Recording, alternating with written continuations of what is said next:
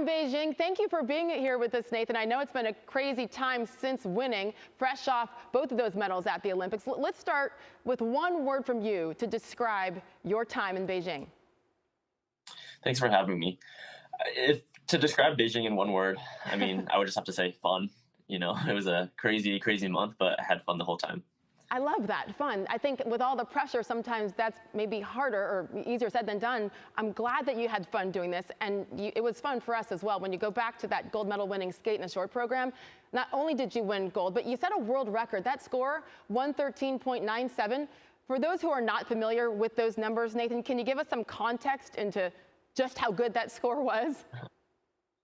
For me, scores are out of my control. So ultimately, what the score that I put down is going to be determined by a panel of judges. But I'm super thrilled with that score. I've never achieved that score before, so I'm just really happy with that.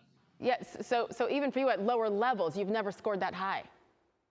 Yeah, exactly. Wow. Yeah, internationally, on the international circuit, I've never scored that high. Yeah. Amazing. That's why it's a world record. So what was your reaction inside? Because we could see it on TV, but inside, when you saw the score, what were you thinking? Mostly I was just happy that I was able to put down programs like that. In 2018, I had two attempts at these short programs, although different short programs, but both attempts I performed quite poorly. So to be able to come from that and then be able to have another opportunity to do these programs and do much better this time around, it was just a feeling of relief and gratitude and just happiness. Yeah, let's go back to 2018 for a second, because it was well documented, your struggles, and I can only imagine what that felt like in the moment, and then the 4 years leading up to 2022. What did you do during that time, Nathan, physically and mentally, to get back to the Olympics and this time get it done?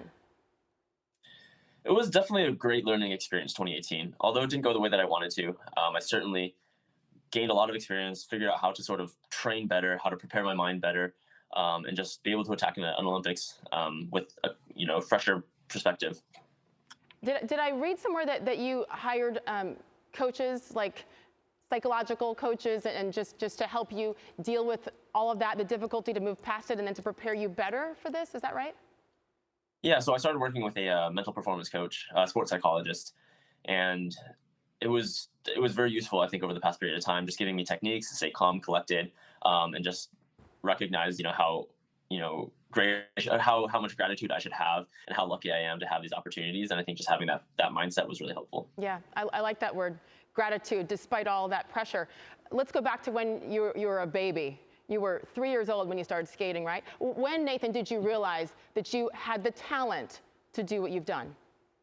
It definitely was never a direct upward trajectory. There were times when I was doing very well. There were times that I wasn't doing so well. When I transferred from the junior level to the senior level, it wasn't as smooth as I would have liked it to be, largely as a result of injuries and other sort of setbacks. And then in 2016, I had another injury that required surgery, so I was off the ice for 6 months. And so there's certainly these ups and downs, but my goal has always been to make it to the Olympic team. And I grew up in Salt Lake City and grew up during the 2002 Olympics, 3 years old. So for me, athletics and Olympics just kind of went hand in hand, and that was always my goal. So through all the ups and downs, it was sort of just that goal of the Olympics that motivated me. I think it's so important for everybody to know not just the ups and the medals and the fun part and the smiles, right, but those downs. Was there ever a time through the years, through the injuries, through the failures, Nathan, that you ever wanted to just say, I'm good, I quit? There certainly were times, but I think that I have had a really great team around me for my entire career, what with my family, my friends, my coaches, all the other support system that I have around me.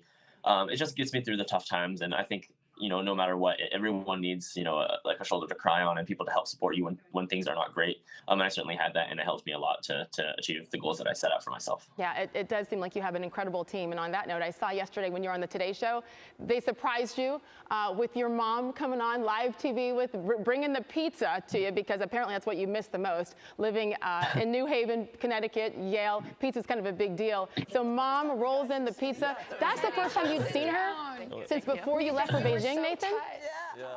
Yeah, exactly. So yeah, I had no idea that she was coming in. I thought she was over with my dad. And so, yeah, that was a really cool moment. Describe your relationship with your mom, Nathan. Mm-hmm. She's really the reason why I'm able to do what I'm able to do now. Starting 3 years old, as a little kid, I didn't really have much else going on besides skating, and she just made it really fun for me. Helped me find my passion for skating at a very young age. And then as I progressed forward, helped me structure, helped me just understand how to train, how to prepare, all these different things. And of course, she was learning alongside too, but she's a very adaptable person, and she's helped me a lot over the years. And even now, and actually, rewinding a little bit, and when I was around 10, I was living in Salt Lake City, and then I moved to California, and she just without hesitation would drive me back and forth all the time. And just, yeah, very selfless person, and helped me really get to where I am now. And this medal is hugely thanks to her. I can only imagine how proud she is. And I'm not sure if you could see, but we just showed a picture that you posted on Instagram as a little guy with mom and dad, and that medal, that beautiful medal around your neck. Here's the thing, you pushed through all of it, and now you're being celebrated. You're also balancing an Ivy League education. Back to school you go, back to reality, to Yale. What are you looking forward to the most? I mean, I'm excited to just go back to school. The 2 years that I spent at school was a lot of fun, and I definitely gained a lot of perspective and recognized, skating for me is the most important thing in my life. But there will be a time when I will have to hang up the skates, and I think school is a great avenue for me to then realize that there's a lot more out there that I can do. There's a lot more experiences that I can gain, and I'm just really lucky to be able to have that. Okay, but you said it's not happening now. Does that mean one more Olympics, 2026 in Milan? Will we see Nathan Chen there? I mean, at this point in time, I'm just enjoying the run that I had just now, and from there we'll decide. I think 4 years is a pretty long way to go, so I don't know if that's necessarily going to be the direction that I go, but never say never. This is true. But hey, you're only 22. In the meantime, if not, you have a pretty good backup there with a degree from Yale. Nathan Chen, congratulations. Thank you so much for your time. It has really been awesome to watch, but congrats to you and to your family. Go enjoy. Thank you so much.